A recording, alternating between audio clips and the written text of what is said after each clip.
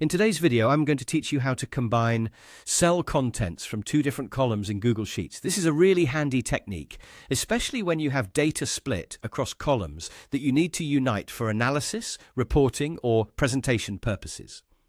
Let's say you have a column for first names and another one for last names, and you want to bring them together into a single column.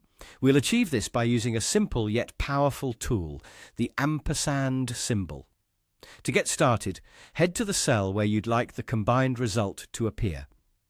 Begin by typing an equal sign. This tells Google Sheets that you're entering a formula.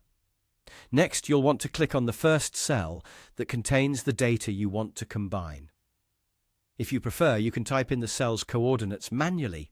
For example, if the cell is A2, simply type A2 after the equal sign. Now, this is where the ampersand comes into play. Type an ampersand symbol right after the coordinate of the first cell.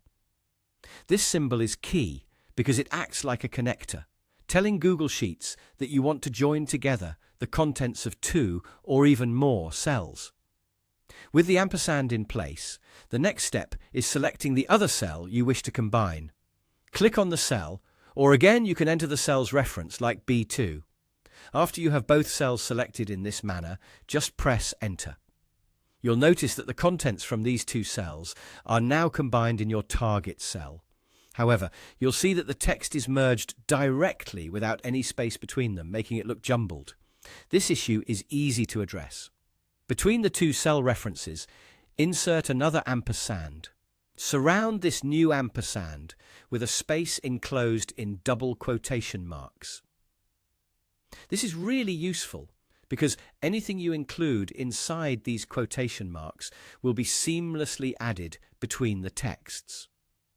For instance, to format it as last name, first name, you might want to include a comma and a space to make it readable and more organized. Just include a comma followed by a space inside the quotation marks. Once you press Enter again, you'll see that the text from the cells is now combined neatly with a comma and a space separating them. A nifty feature of this formula is its flexibility. You can easily drag down the handle from the combined cell to autofill the rest of your column, applying this formula to each row. This approach not only saves time, but also ensures consistency across your data set. You can even switch the cell references to reverse the order, should you need a first name, last name format.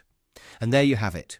A simple method to combine cell contents in Google Sheets using the ampersand symbol.